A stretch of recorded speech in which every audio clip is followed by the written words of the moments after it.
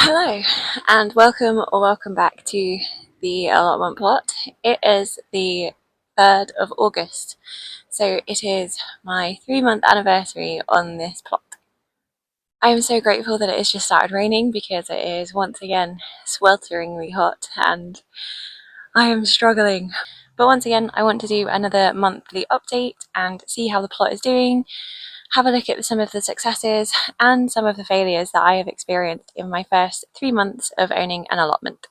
If this is the first video of mine that you've seen, I would love for you to go back and look at some of the other monthly updates at least, so you can see just how much progress has been made in the past 3 months. And all the links to the previous monthly tours will be listed in the description below. So let's get cracking and have a tour of the plot 3 months in. There has actually been quite good progress made with the entrance, which was where the old compost bins were. So, with the help of my mum, we have started to clear out the soil that was in these. It's actually pretty decent soil, so I'm able to use it to fill up my raised beds, which is really useful because they do require a heck of a lot of soil. And I'll be getting rid of these pallets and rethinking my compost situation. I still don't love this setup, but it might be the only place that I can put compost bins. But once I've got a space cleared, I'm going to make some decisions and figure out what I want to do with this area. Having somewhere to start making compost as soon as you get an allotment plot is really important. Until I commit to my permanent system, I'm just using some compost bins and filling them up with stuff as and when I can get it, and when I have my permanent system up and running, I can just transport the stuff from inside the compost bins into the final place. I'm still really undecided about what I want to do for my composting system, but that's going to be a job for autumn and winter when I have a little bit more time to think about it. As we come onto the plot, the veg beds absolutely are the stars of the show now. They have definitely come into their own, and I cannot get over how successful the beans have been. I am so glad these have been successful, and I certainly underestimated how tall the runner beans would grow. So next year I definitely need to be mindful of having taller supports, and hopefully I'll get a lot more beans and be able to spread them out a little bit more, because at the top they're a bit crowded and it has been a little bit difficult to see beans in order to be able to harvest them, but they are very healthy, they're very happy, and they are very, very delicious. The courgette bed is my favourite. However, I didn't quite anticipate how monstrous the Romanesco was going to get. It has taken over the entire bed and is actually encroaching on the green lawn. So this courgette right at the corner is really struggling to grow because it's just got no space. Whereas the Romanesco starts all the way over here and travels the entire length of this bed. I've had some amazing courgette harvests from this and continue to do so, and I think I will be for many weeks to come. But I think next year I need to be mindful of perhaps not having so many plants in such a small space, because it's difficult to get the water to the roots of the plants. But the cosmos just looks so beautiful. I love them so much. They give such beautiful colour and texture and interest into an otherwise very leafy green space. So 100% I will be replicating this bed next year, perhaps just a few less cosmos, if you would believe it. The tomato bed's also going really, really strongly. I have masses of tomatoes on all of the plants, and some are even ripening. These are the illies, and they are yellow when they're mature. So these guys are actually very nearly ready. They're still just slightly green at the bottom. But I love the combination of the tomato colours with the nasturtium flowers. I think it looks really pretty. They are the classic companion plant along with the basil, which are being encroached quite a lot by the nasturtium, and they haven't done quite as well outside as I had hoped. So next year, I think I will be thinking of different ways to grow the basil because one, they're not growing very big, and two, because it's just so hot, they are bolting very quickly, and I haven't really been able to get the harvest that I want so far in order to make pesto, which was the intention for these basil plants. Lessons learned from this bed is that 5 tomato plants in such a small space is entirely too many. So I do need to spread them out a lot more and also have much bigger support structures so that they can grow upwards, because these guys are already way overshooting the top of this trellis that I've made. And those tomatoes are massive, so there's a lot of weight on these plants, which might prove a little bit challenging to keep upright in a few weeks' time. And lastly, for the produce beds is the brassicas alongside the leeks.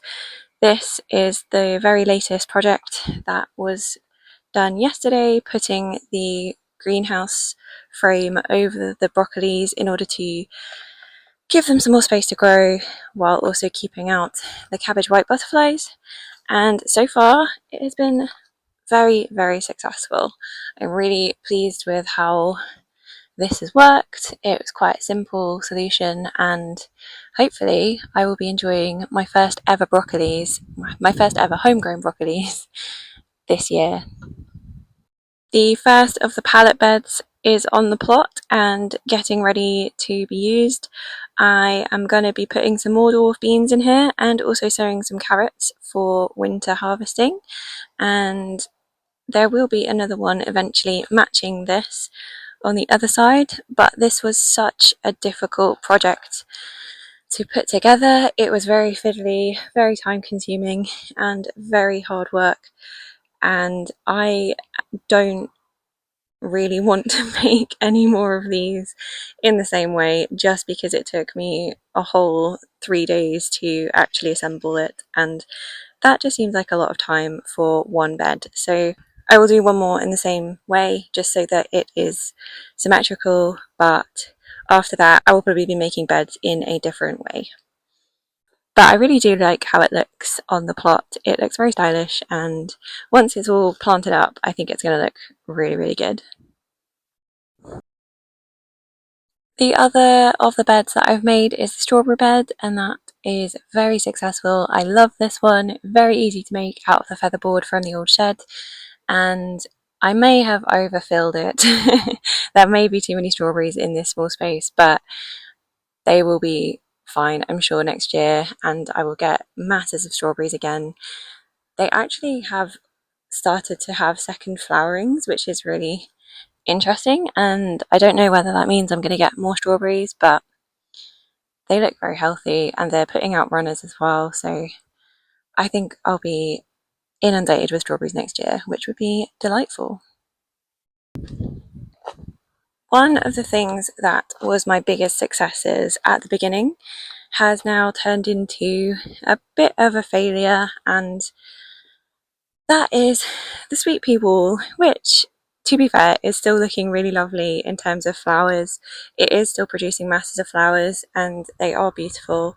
However, the powdery mildew has definitely set in and there's nothing I can do about it. It looks really scraggly. It just doesn't look good, and the problem is this is going to probably be set into seeds that these flowers produce, so I won't be able to save the seeds from these guys next year, which is a shame. So I will start from the beginning. It also means I can't put sweet peas here next year because the mildew and fungus and whatever else is going to be in the soil. So I need to think of a different solution to cover up the IBC tank in order to hide this monstrosity from photos and things. So yeah, it doesn't look great anymore, as well as the nasturtiums. They do look all right, it's just because they're being eaten now by caterpillars, this whole area just looks really messy and not how I would love for it to look, considering it's supposed to be more of an ornamental section of my plot. So I will be rethinking this area for next year and hopefully learn from these mistakes or lessons. Not really mistakes, but I'll be learning from what I've done this year and reassessing what I want to do for next year.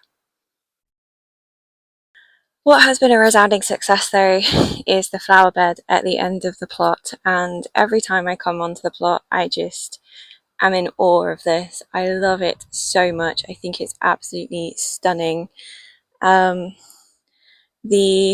apple tree does seem to have lost all its leaves, and it may have been the end of the tree. But the flowers look stunning and so pretty. I am not massively disappointed because there is another tree that has sprung up which looks a lot healthier, so maybe I can work with that one instead.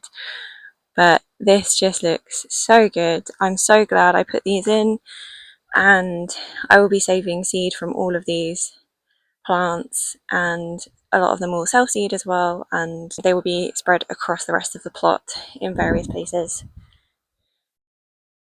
But this is definitely one of my favourite sections on my allotment.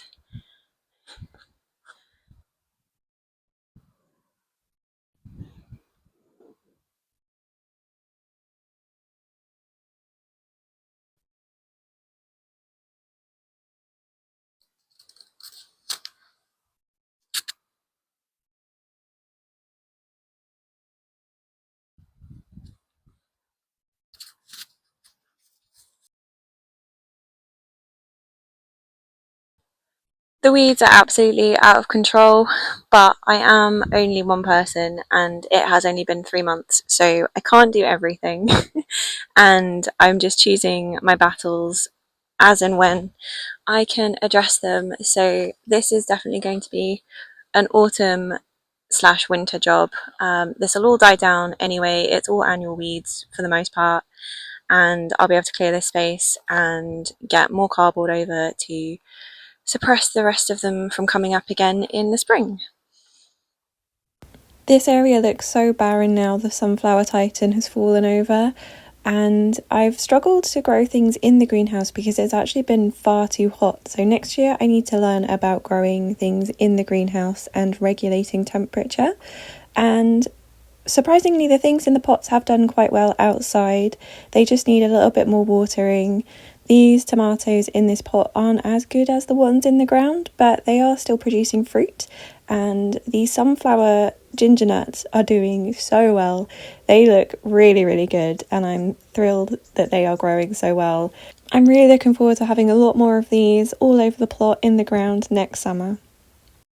So there you have my quick little run through of how my plot's looking after 3 months. Thank you so much for watching, and I will see you in the next allotment vlog update. Until then, stay calm and carry on growing. Bye!